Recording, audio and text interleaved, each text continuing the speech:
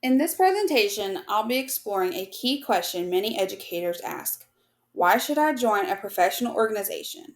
We'll take a closer look at how professional organizations like the International Society for Technology and Education, or ISTE, can support educators in meaningful ways.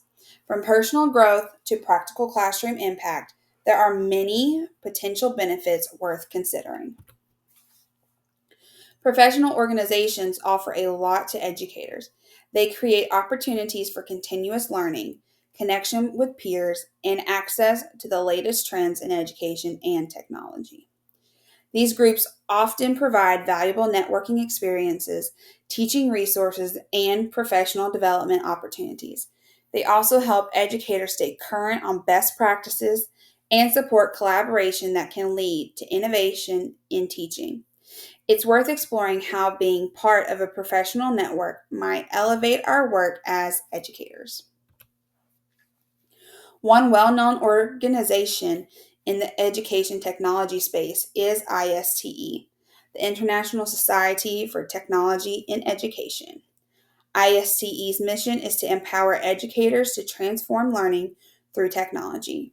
It offers a wide range of resources, certifications, conferences, and a strong educator community. What makes ISTE stand out is its focus on using technology not just for the sake of it, but as a tool to improve student outcomes. For anyone interested in enhancing their teaching with digital tools, ISTE could be a valuable organization to explore further. My first resource is the Journal of Digital Learning in Teacher Education.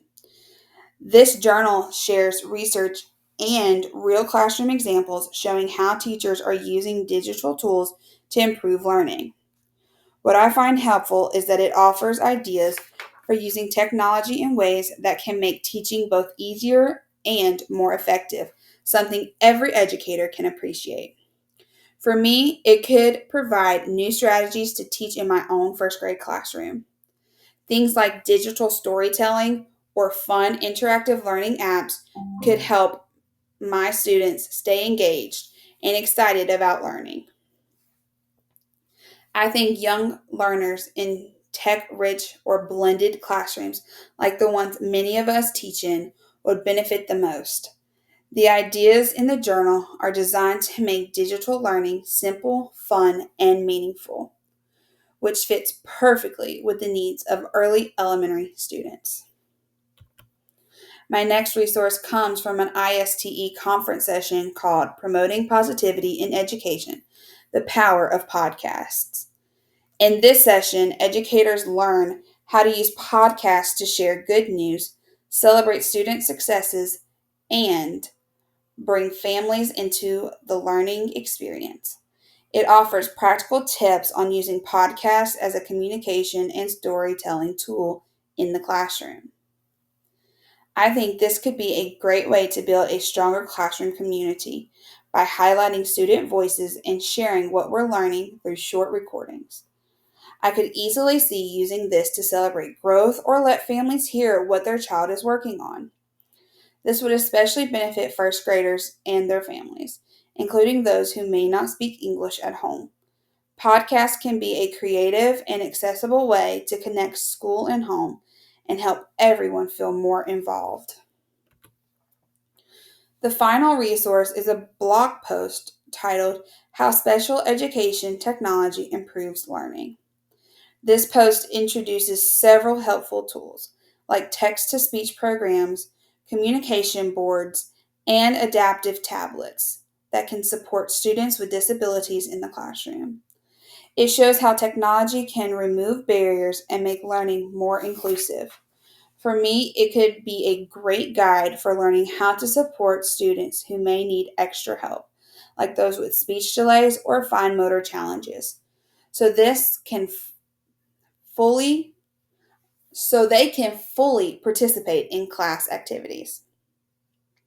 Students with disabilities would benefit the most from these tools, but in truth, I believe all students gain when we create a more inclusive classroom where everyone feels supported and part of the learning community. Collectively, these ISTE resources offer a lot to think about. They show how educators can expand their practice with research based strategies, explore innovative communication tools, and make learning more accessible. While I haven't implemented these specific resources myself yet, they've given me I- ideas for how I might enrich student engagement and better support diverse learners in the future. Considering membership in ISTE could be a step toward accessing even more tools, training, and inspiration for teaching in today's digital world. ISTE also hosts an annual EdTech conference, which in 2024 was held in Denver, Colorado. It welcomed over 16,500 participants from around the globe, both in person and virtually. The conference offered more than 1,000 sessions on timely topics like artificial intelligence, equity in education, project based learning, and digital citizenship. There were also interactive exhibits such as the Innovation Arcade and Camp Creativity, showcasing emerging technologies. Keynote speakers included tech experts, educators, and futurists who offered insights on preparing students for a rapidly changing tech driven world. Exploring this event's offerings made me think more deeply about how educational technology is evolving and how educators can stay ahead of the curve. One session that really stood out in the conference lineup was the Innovation Arcade, which featured hands on exploration of AI, AR, and VR tools for education. These tools offer new ways to engage students through virtual simulations, 3D modeling, or interactive field trips that make complex concepts more tangible. For educators interested in immersive learning, sessions like this could offer practical ideas for how to bring more excitement and depth into classroom experiences. It's definitely something I'd be curious to explore more. Another session that caught my attention was about digital citizenship and online safety. This session focused on helping students develop critical skills like evaluating online content, protecting their digital identities, and understanding the ethical use of technology. As more learning takes place online, these lessons are increasingly important. Attending a session like this could help educators better prepare students to be responsible and informed digital citizens, not just in school, but in life. In conclusion, exploring ISTE and its resources has helped me see how professional organizations can support educators in very real and practical ways.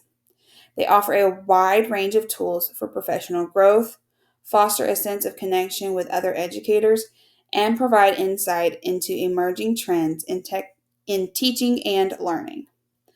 Joining a professional organization like ISTE could be a valuable next step for any educator looking to grow, innovate, and better meet the needs of today's learners.